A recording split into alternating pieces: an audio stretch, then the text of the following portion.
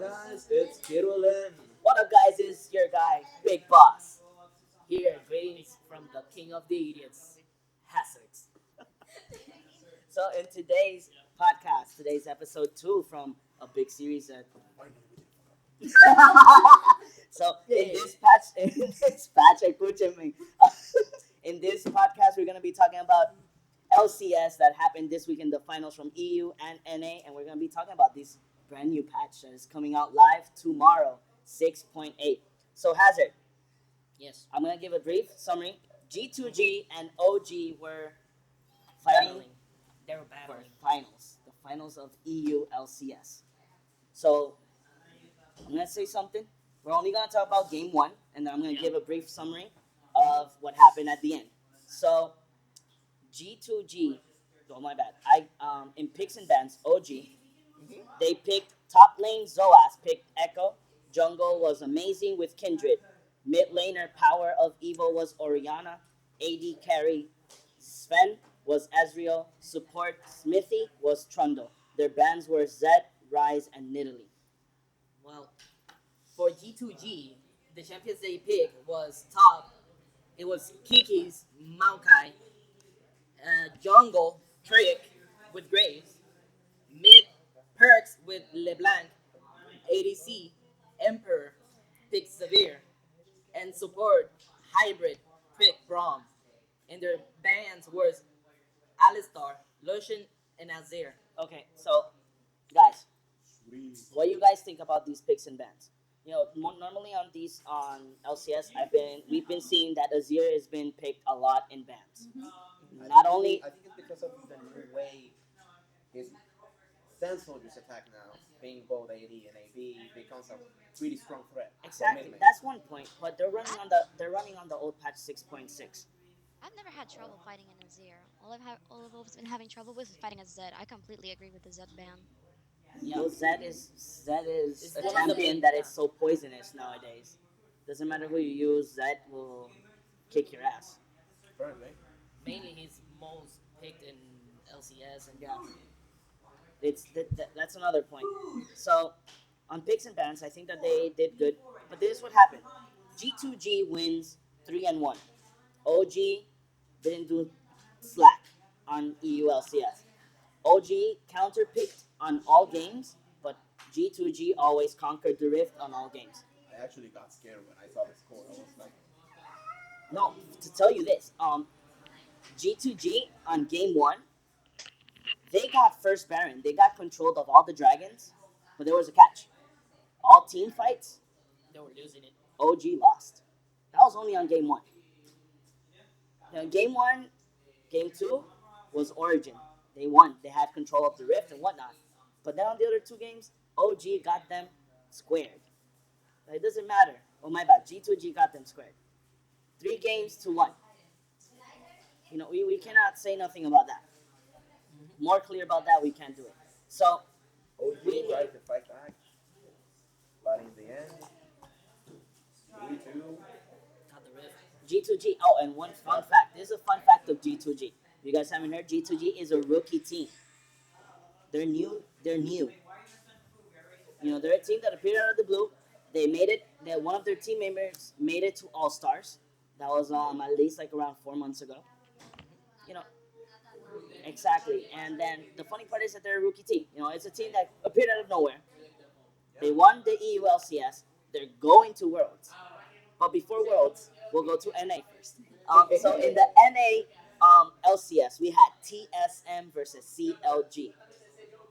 So picks and bans, TSM. Should I start with TSM? I'll start with TSM because TSM is my team. Okay. Okay.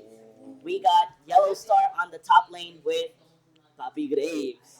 No, my bad, with Papi Gragas. Graves was on the other team. Hell yeah. Big confusion there. Yeah, there's a big confusion. Then we got some of their names are so hard to pronounce, but whatever. The mid laner got Corky. Double Lift got the AD carry got Callista. Huntizers, the support got Braum. Seven Screaming got the jungler got Nidalee. Their bans were Soraka, Rise, and Bard. And Oh, thank and God. for CLG, Darshan Darshan. I completely butchered that name. Darshan got top with Poppy. Huey got mid with Echo. Dixie ADC with Caitlyn. Afrom Afromo got support with Morgana. And Smitty got jungle with Kindred. And her picks and bands was Zed, Azir, and Malachi. Mm-hmm. Again, Obviously. Zed and Azir again. Again. Especially said and Azir. Exactly. You see them again and again and again. Yes. Again. It's sad. We need more bands. Yeah. If you guys see this, the sad part is that the picks and bans are the same. They haven't changed. They're the same champions, same meta. Nothing has changed in LCS. Yet. Now, Yet. Hard to break the when meta. patch 6.9 comes in, the meta will change now. Probably yes. So in this game, TSM lost. The What happened, bro? What happened, bro? I don't know. My money was on TSM because they're people that already had. They went to Worlds all this time. Well, I won't say that CLG hasn't made to Worlds, but everybody was going for TSM. CLG won 3-2. I was going for 3-2 or 3-1 TSM, but They gave a fight. they gave the fight. Yeah. That's the important thing. That's the They important gave the fight. Sad part is that TSM made a lot of mistakes in the Rift. A lot. TSM still has to work on their team fights. That's one thing that I say they have to work on. Mm-hmm. Yeah, you need strategies for team fights. Exactly. You need to teamwork plan it. as well. Yeah, you need to plan it out before you actually enter the team fight. More communication, because sometimes Yeah. you don't need, the strategy can be there, but if there's no teamwork, it's not gonna work anything at all. Exactly. So out of this ending the LCS out of the way, TSM lost. Sad. CLG 3-2. I hope that in the next on May is a good day. On May, we are gonna be not giving it live. I wish it could be live, but on May, I want to make it live. It would be amazing. MSI. So whoever doesn't know this, the mid-season invitationals are on May 4th through 15th. This is the invitational that will make the teams that are still low points can make it to Worlds. Right now, the top teams, it's obvious from the LCS on both sides. CLG is with the main points on NA. Mm-hmm. Second place is TSM. On EU, I only know the EU one because that's the only one I actually was paying attention. So on EU, we got G2G first place. Second place, we got OG. Third place, we got the team, that amazing team that should get better on League, but they only are good on Counter-Strike, Fanatics. Even though I love Fanatics, they have, from what they were to now, they have their own clothing brand, their own computer brand. They sell mouse pads, keyboards now. I think I actually saw a mug once. They have everything. They're a brand. Let's just put it that way. But I really do hope that Fanatics gets better. Fanatics actually is a really good team that I have big hopes. Mm-hmm. But we're going to be guys from the ones that hear our podcast through the YouTube channel Idiots of the Rift. We're going to be, reporting MSI through Twitter and the Facebook. And our Facebook, Idiots of the Rift. You can find us in Idiots of the Rift everywhere. You can find everything about MSI on Facebook, Twitter, and YouTube when we do the podcast. The good thing is, Give us a follow. We'll follow back.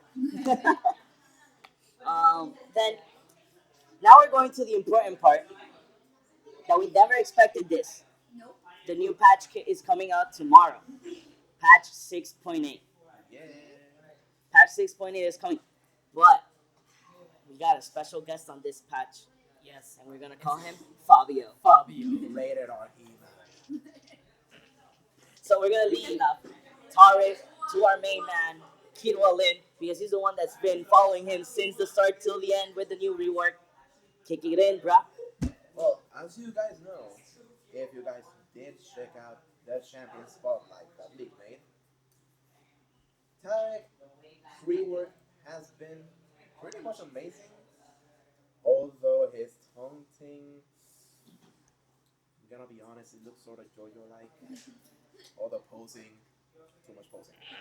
Still in that moment when you realize that it is part of it. Well, okay, Lollipop, I know it's a part of it. I'm just saying. No, just saying. Okay. But from what I understood from the video, his passive lets him attack quick twice, and it doubles his AP. Although the most you build out of him is health, armor, and magic resist. Correct me if I'm wrong, by the way. That's like a useful thing for when you want to go Tarek top lane. Things you need. No, his passive, the thing that you can attack Oh twice. yeah. Sure. Let's just put it this way: Tarek is gonna be the new Callista Thresh combo. Yes. Yeah. Yes. His Q is called Starlight, I think. Hey, whoa. That's a reference right there. If he dances like JoJo, he shines like Sailor Moon. Oh. You gotta go point. Drop the mic. Oh. Wow. Gotta go point there.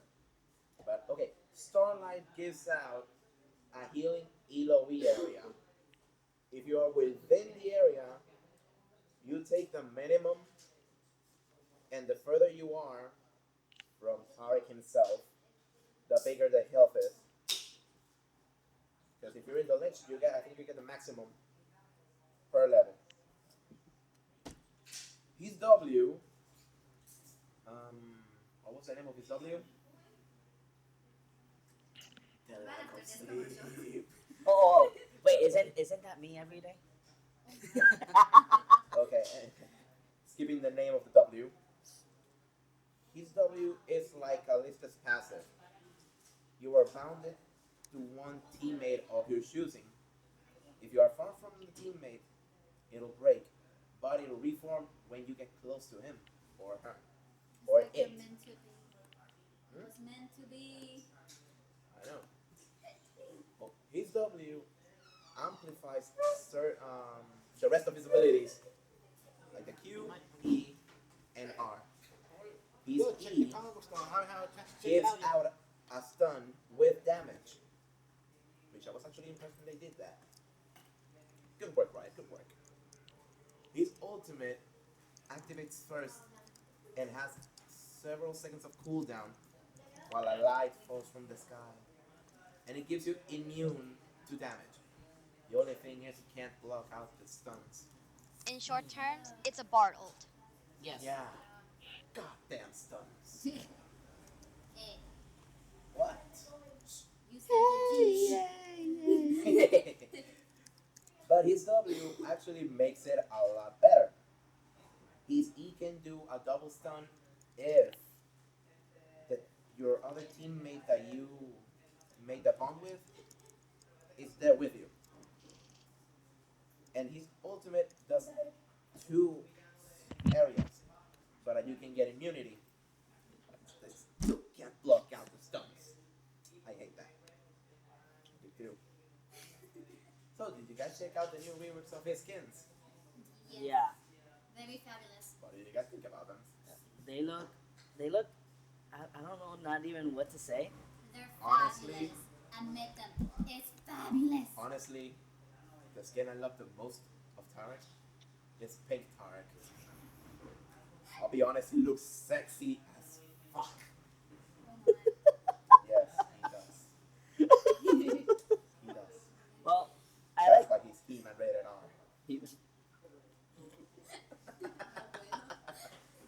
Okay, so what are we missing from Tarek now? I don't think anything else. Everything's just covered up. Yeah, Tarek is covered up completely. So we're gonna start now with the part that we all hate. It's saying the buffing and the debuffing of our champs. I see a lot of debuff them both. So we're gonna leave Echo with Lollipopqueen. Alright, so Echo. All I can say is that his W parallel conversions has 3% of targets missing health. I don't know what to say. It could be either a buff or a nerf. I don't care. It doesn't really matter on what buff or debuff he gets. People are still gonna build him tank, and he's gonna do a shit ton of damage. And it's really annoying to have a tank, the assassin, at your ass when you're playing AD carry. Okay, yeah. The thing is that we've been seeing this craziness of AP raising the AP, lowering the base damage of these champions. I think it's because we started season six. We started season six with 80 carries. We're ending. We have a plot twist now in this season. Alright. So either way, continuing. Echo's E phase dive. It has been lowered. The base damage has been lowered to 40, 65, 90, and etc. etc. And his ratio has been rising up to zero point 0.4 ability power. And since I just read up just now with the new 6.9 mages pack with new mages items and stuff like that, Yep. the mage This meta will is be gonna Echo be this season. intense, and we're gonna be see a ton of Echo. Yeah, A lot. we are. So we're gonna leave Galio to our main man, the That's king what I of really want to idiots. see. Oh my More God. Echoes. I don't play a lot of Galio, but as I can see, now the E costs less and gives more movement speed. So this fucker is gonna fly a lot faster. He's Just gonna gotta fly. he's gonna be the second Ramis. Yeah. Okay, now we're gonna go. This is the part I really don't like. This is the best thing ever. We shall see Big Boss rage quitting for the Graves nerve. Yeah. I don't like the whole point that his passive, his ratio got really nerfed by zero point 0.7 to 0.7 and 1.0, and it doesn't scale up by levels. It maintains on those percentages. Then the bullets on the under crits from 8 to 6. But there's a catch. I might have gotten the base damage lowered, but I got my crit ready. There's this new thing that they're saying, Riot just put it like very critical thinking. What? Wow. Wow. Much innovation. Yeah, so Riot goes ahead and says that his bullets in crit